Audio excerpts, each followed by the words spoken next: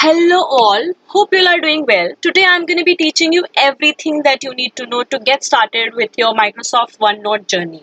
To get started on your road to be productive. Welcome to my channel Learn Away. I make videos regarding how to make best out of tools and software that we use on daily basis. So let's start the video. When it comes to note taking, there are so many options that are available. Writing it or taking on notes on your laptop, on your computer. But it solely depends on person's need and their comfortability to decide which is best. For me, that is OneNote. I really like and enjoy using OneNote for my productive work environment, for my studies, for managing my personal needs, and these are solely because of these reasons that it gives me the feel of actual notebook. Like we have notebooks, then there are sections, pages. Along with this, it has that digital effect, like we can search for things when we write, which we cannot do obviously in your notebooks or your notes that you're taking. It helps you in tagging, sorting, and so much more that you can do, which we'll be discussing ahead in this video. It also gives you the feasibility of working with different devices that you have, whether be it your tab, your iPad, your laptop, or your computer. It is all connected. Like if you type something in here, it will be showed and reflected in the other device as well. So it is available in Windows and Mac both. So the software is available to download in both the type of devices. Also in Android, like in your phone, there is a phone app for this as well. To top it off all, the best thing about this is it is completely free. So let me take you through all of this amazingness one by one. So we'll first start with the hierarchy. In a particular account, you can have as many as notebooks as you want to segregate all your needs. See, for example, here I have my courses separate, my personal notebook separate. One particular deep course that I'm doing, I have created a notebook separately for that. All my work related files would be saved in this work file. Then after the notebooks, the next hierarchy that we have is sections. So when I click here, you have different sections that you have, and in the sections as well you can have a subsection. So and you can give code to this, color to this, and you can have a section group, so subsections. So if I create a section group from here, it will create a new group. Say if I say analytics, then if I add a section here, add a section, so it will become a subsection now, introduction. Then after the sections, we have pages, and in pages as well, we have two hierarchy. Say if I have one page wherein I'll mention the introduction, then I can click on the new page that we have, and we can click here to make it a sub page. So if I make it a sub page, in that I can mention from the book, and if I click on this, make a sub page by the instructor.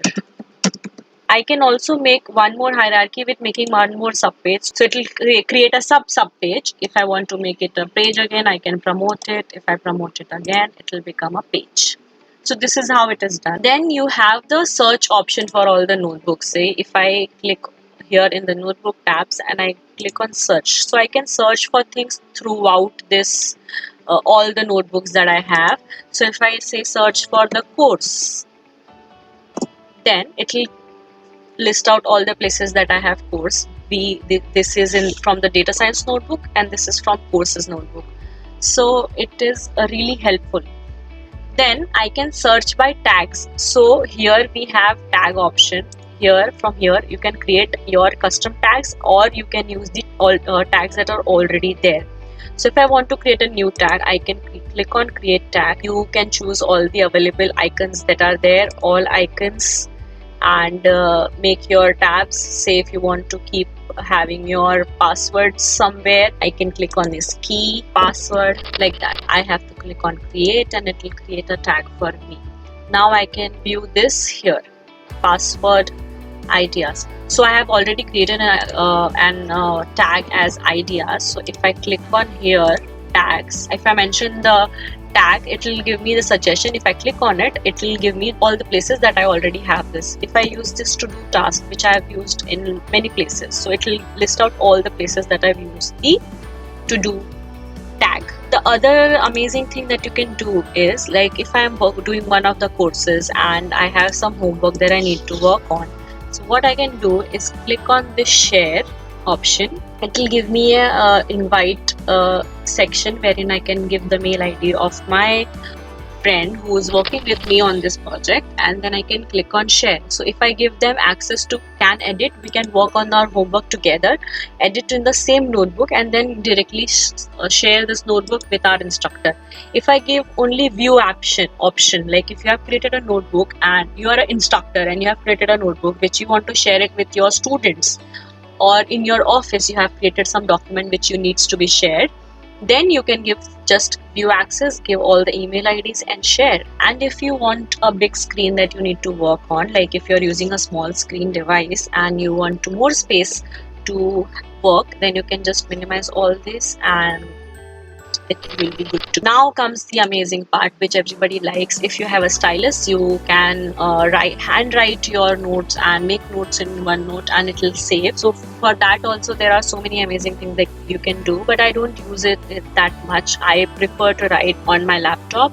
The one thing that I want to show you guys is this ink to shape picture. So if I'm trying to draw some shape, this will automatically convert it to that shape. If I say this triangle, so if you're working on some homework wherein you need shapes, this would be a good way to do that. Or you can directly insert a shape and not. If I go to the view section, you can switch the backgrounds, change the color. Immersive Reader is handy for parents wherein it reads the documents that is there and or are disabled individuals.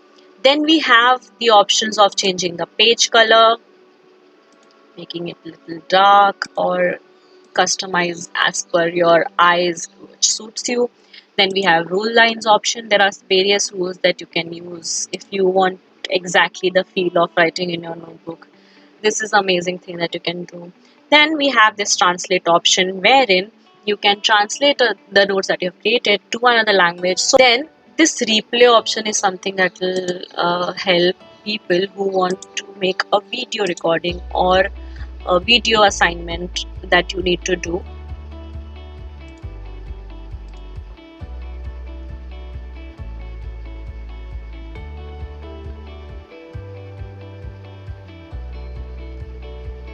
Okay. We also have an option to password protect your data, like if you're sharing your files with somebody, if you're sharing your notebook with somebody, or in your laptop itself or device itself, if you want to protect some of your data, you can put a password, but that will only apply to the sections of the notebook and not the pages.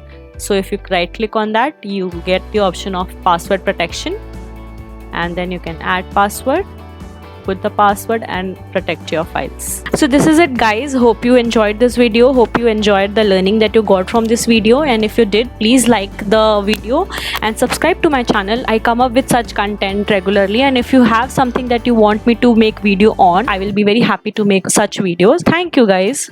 Thank you for watching.